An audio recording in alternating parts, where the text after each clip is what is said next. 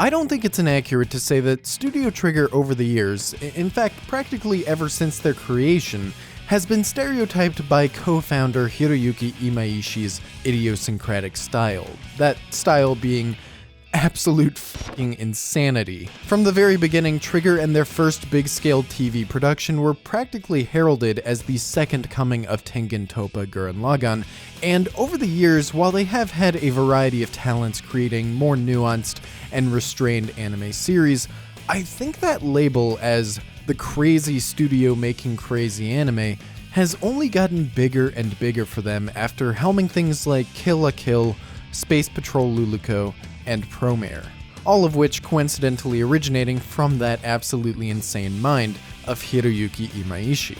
Fast forward to now, 3 years after Promare, Imaishi is back once again with quite possibly his most excessive overload of the senses that he's made since Dead Leaves back at Production IG in 2004, and I wouldn't necessarily mean that as a good thing either, at least not if you were talking to the me prior to actually watching this new cyberpunk anime series. Because for as good of a visual director as Hiroyuki Imaishi is, I find that in a lot of his works, especially recently, they can be a prime example of what people call style over substance, where the animation power and the eccentric style often replaces good characterization and writing. Now, that can have its own appeal too, of course. I mean, I myself am a fan of a lot of series that prioritize style and flashiness over a deep story, but there always needs to be some kind of balance, and I find that that balance is often lost in a lot of his projects. So it didn't exactly strike confidence in me when every piece of Cyberpunk Edgerunners marketing was entirely focused on how batshit insane and over-the-top Studio Trigger can make anime. They were good trailers, of course, and the animation and production obviously looked fantastic, but the thing with me is that I know that Studio Trigger makes batshit insane over-the-top anime. I am well acquainted with that fact, and for me there was just a big question mark on whether or not this series would fall into the same character trappings that leave a lot of Imaishi projects feeling emptier than they should. So imagine my surprise then, when September 13th rolls around, Cyberpunk Edgerunners is released on Netflix, and it turns out this had the potential to be Imaishi's strongest character showcase since Gurren Lagann in 2007. This is Cyberpunk Edgerunners, a story that manages to be beautiful, insane, and unfortunately rushed in the pursuit of telling one kid's story. So get away, another way to feel what you do on yourself to know and let yourself go. You know you do lose your self-control. There's snow under the rainbow.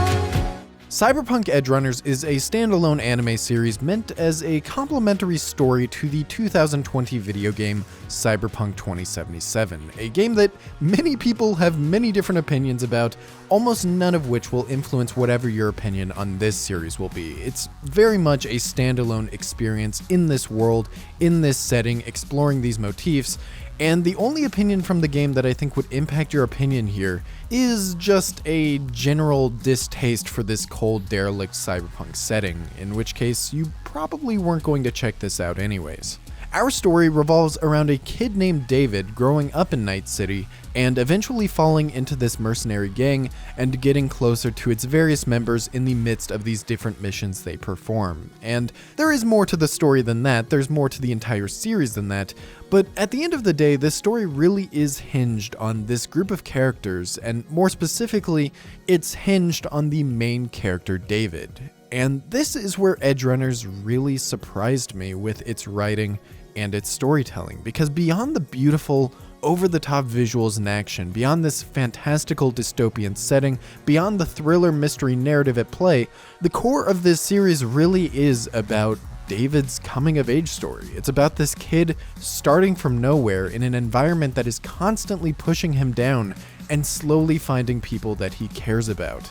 It's a really, really strong heart and soul for the story, especially when you juxtapose it to how unflinching and apathetic the world of Night City is. From the very beginning of this series, you get a picture of the uncaring and heartless level this city operates at. All of that is contrasted really nicely by these intimate, heartfelt moments between David and the gang members he ends up working with. Friendship, love, father figures, the list of dynamics that this group tries to cover really does read down like a checklist, and yet it always feels pretty natural and fitting to the tone of the story, just because of how inherently likable this cast is and how much of an underdog David turns out to be. I know we all love a good underdog, and David is a character that you want to see succeed and thrive in the face of this city who's practically taken everything from him. And it's with all of that being said that there were two series that came to my mind a lot when thinking about that aspect of the story, and they were Fooly Cooly and Eureka 7. Both also coming-of-age stories about a boy surrounded by various influences and trying to figure out who he wants to be in life. However, conceptually, it's in that premise where Cyberpunk turns that coming-of-age story on its head and approaches it from a different, yet just as interesting angle. Without giving too much away, the focus becomes less about David coming into his own and who he's meant to be, and more about exploring the ways that he's slowly straying away from who he was originally, and if that's really the path that he should be taking in his life. Essentially identical starting points, but very, very different character journeys and growth. この世界で名を残す方法はどう生きるかじゃない。どう死ぬかよ。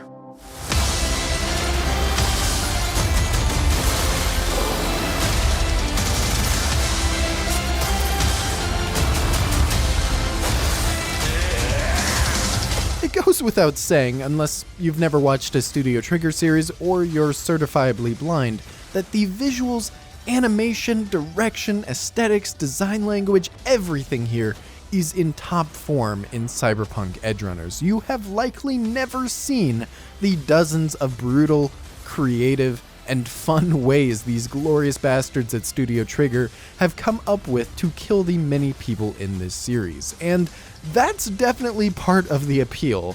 But I would also say that the visual strengths of this series go even beyond just saying, animation look good. Beyond the Unga Boonga good Sakuga, there's just such a strong conceptual understanding of the world and the technology that drives it, and it leads to some of the coolest visual representations of things like bullet time and cyberpsychosis that I guarantee no other studio would have thought to present in these ways. However, even outside of that stuff, and even outside of the crazy over-the-top action sequences, the series always has a great understanding of setting the tone and the atmosphere visually, and just really bringing you into the colorful, neon-soaked, drug-infused setting of Night City. Now, naturally, something as abrasive as this kind of aesthetic may take some getting used to. It may not even be something that ends up appealing to everyone, but there's no doubt that every side of the visual identity of this series was 100% deliberate and executed on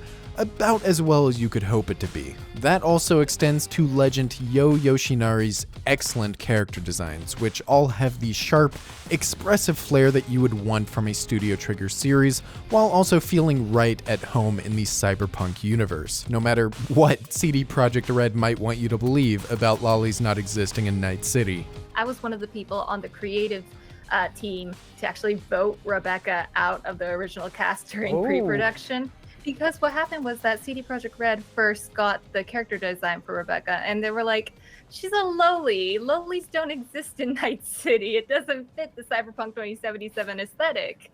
But Trigger was like, no, the lowly must stay. And all of this extends just as much to the Akira Yamaoka soundtrack as well, not to mention the many, many vocal inserts throughout that, on top of just being pure bangers, also perfectly match the melancholy and beauty that seeps into the story's more intimate moments, as well as the harsh rock and electronic stuff that complements the balls-out insanity of its crazy action sequences. It really can't be understated that there's practically nothing here on a technical level that I can find fault in. So, where are the faults then? Is this just a fundamentally flawless series now acclaimed as Studio Trigger's best anime series of all time? Well, if you talk to a lot of people right now, that may actually be the case. But unfortunately for me, for all of the promise and potential in Edgerunner's very heartfelt and down-to-earth characters and emotional core, there's one major critical thing that really blocks this series from reaching those all-time highs, and I can describe to you what it is in one simple word. Pain.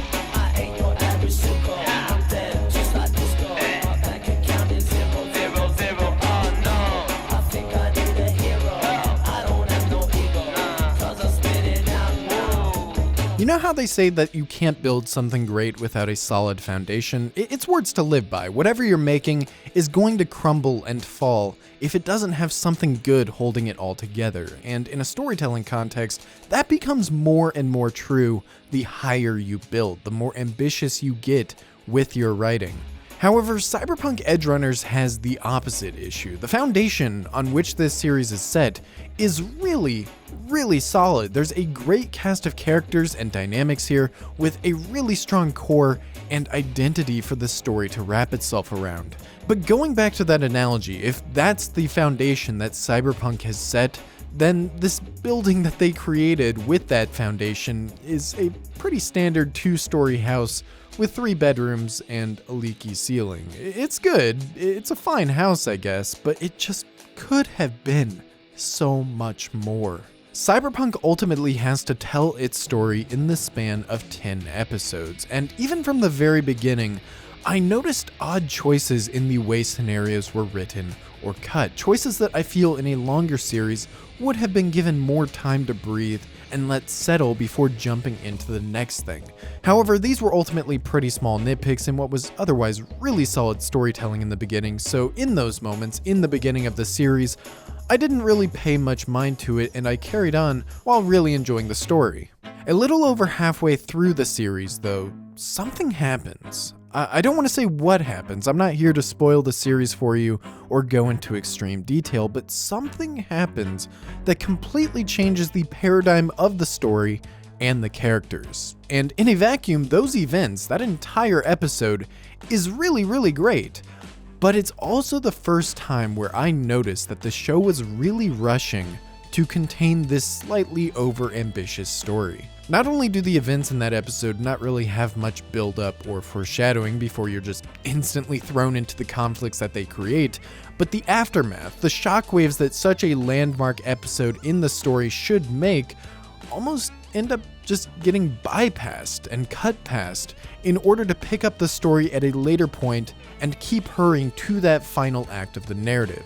It's very underwhelming in a lot of ways, not because what's written there is bad, but because it had the potential to be so good. Thematically, the series is constantly developing its overarching goals throughout the series. There's very prominent motifs surrounding these cyber implants, man versus robot, the moon. That's right, Studio Trigger heard all of the memes about going to space and then literally created a plot point about reaching the moon.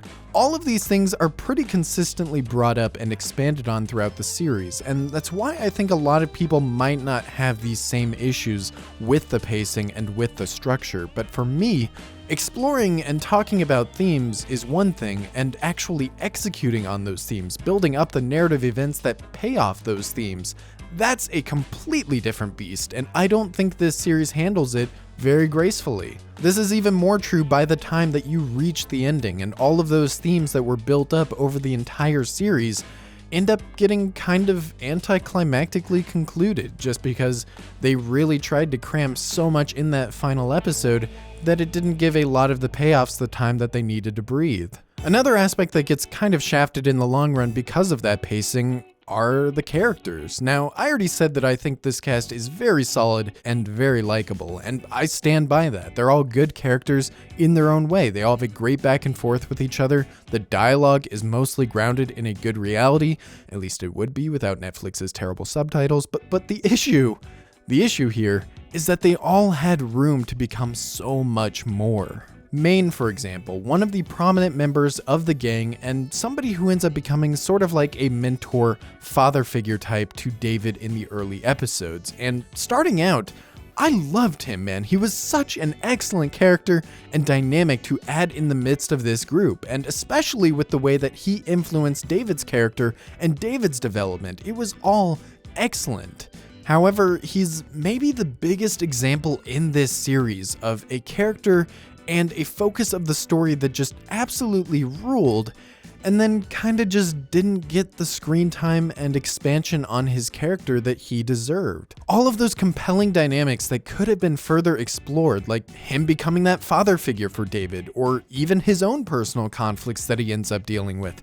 All of those things are just kinda never as explored as I wanted them to be. By the end of this series, I would say that the three characters most people will probably resonate with the most are David, Lucy, and best girl Rebecca. All three of them are great in their own right, don't get me wrong, and they all generally get a good amount of screen time and development, but even with them, it feels like in a longer series with more room to expand on the overarching plot, these three would have become even greater, and you could have really developed their relationships in some interesting ways. And it's not even like I'm saying that this series needed double the episodes or a significantly longer story to make a lot of these things work. That would have been nice, of course. It would have been nice to explore this world more expansively, but I genuinely think that if this had a more traditional 13, maybe 14 episode length, a lot of the issues with the structure and the pacing and the character writing just could have been avoided completely.